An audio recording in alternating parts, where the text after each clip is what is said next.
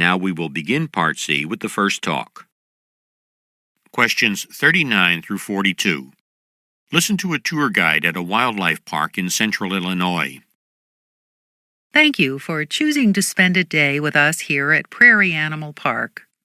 Before you set off to see the animals, let me explain a little bit about the park. Prairie Animal Park is a nonprofit organization and gets no government money. The money from your admission ticket goes entirely to caring for the park and its animals. Most of the people who work here are volunteers. The park covers 2,400 acres. It was created by a group of people interested in restoring some of the Illinois prairie to its original condition. All the animals here were once native to the area. It surprises many folks to learn that buffalo, bald eagles, bears, and even mountain lions once called Illinois home, because you don't see them in the wild anymore. The animals here are kept in areas closely resembling their natural setting. You'll notice in front of us the large open field with the stream. Although I don't see any there at the moment, that's where the buffalo roam. The herd is probably grazing at the far end right now. Beyond the stream, there's a large wooded area with fenced-in trails for you to walk along. As you walk, you may see families of foxes, deer, and even bears. But remember, this isn't a zoo with caged animals. These animals are doing what they do in the wild, searching for food, hiding, playing, whatever. So you may have to look long and hard to get a good view of them. Number 39. What is the main purpose of the talk?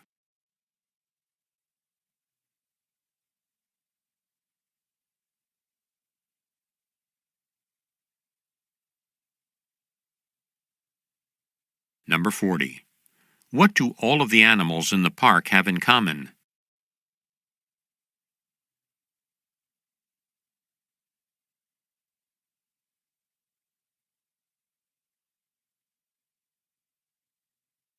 Number 41. Where are the animals kept?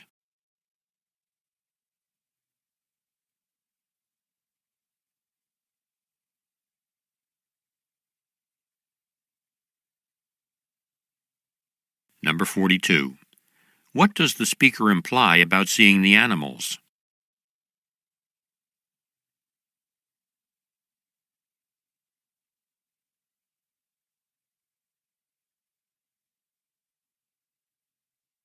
Questions 43 through 46.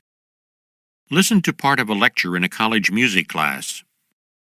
Okay, that about does it for today. We're going to spend the next few classes on a different kind of music. We'll examine the development of jazz from its beginnings right on up to the latest in jazz music.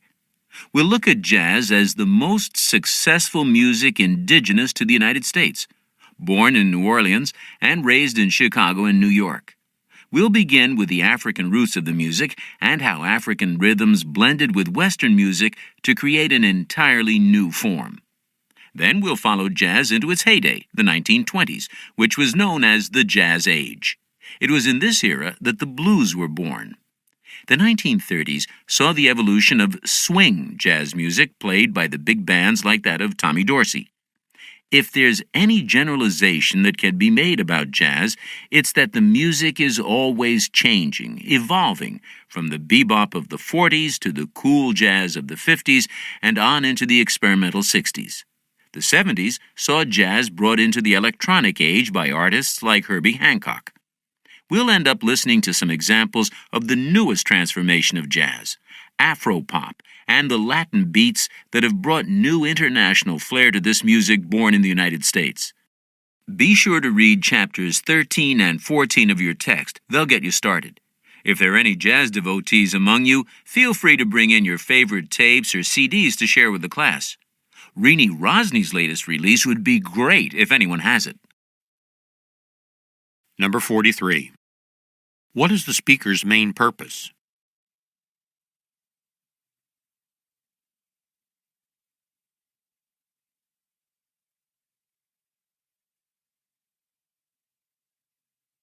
Number 44. What will probably be the subject of the next lecture?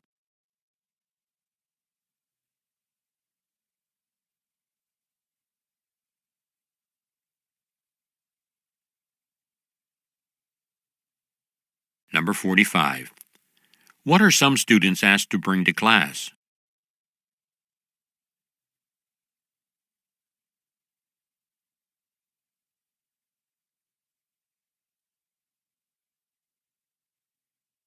Number 46. What does the speaker emphasize about jazz music?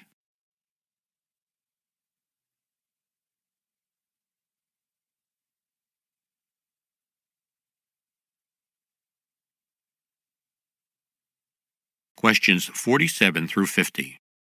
Listen to a talk being given in a university library. Thanks to the generosity of the Alumni Fund, we have been able to upgrade our facility and make it much easier for students and faculty to use our resources. Let me point out our new computers and what they can do. Of course, you've noticed the old card catalogs are gone. We in the reference department spent much of the summer making the switch to an online catalog. Using the computer, you can search our files by author, title, subject, or keyword. For example, if you wanted to know what books we have that deal with sharks, you'd type in S for subject and sharks, and the computer would take you to the listing of books you need. You can access individual works by title as well. The computer gives you all the information that was in the old card catalog, plus it can tell you the status of a book, checked in or out, when it's due back, and so on. We've also purchased a few database files on CD-ROM. Here we have the Reader's Guide to Periodical Literature. This is where you can find references for articles in many general interest magazines. Let's say you were researching the use of pesticides in farming.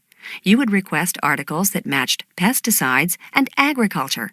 The database searches the topics and narrows down the references to articles that discuss both topics. Most of our databases work in a similar manner. We know everyone is going to find these new computers a real improvement in the services we offer. I can't think of a more significant contribution that the Alumni Fund could have made to our school. Number 47. Who was giving the talk?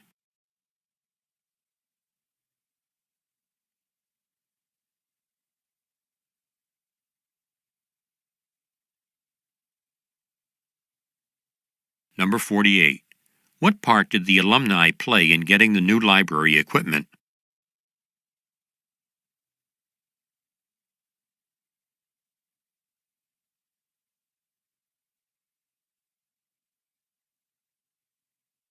Number 49. What new information is available on the computerized system that was not available in the card catalog?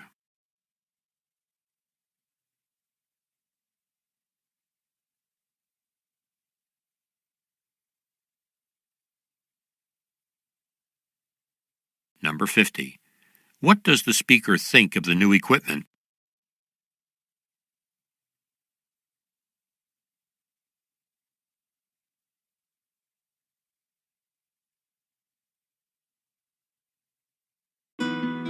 This is the end of Section 1, Listening Comprehension. Stop work on Section 1.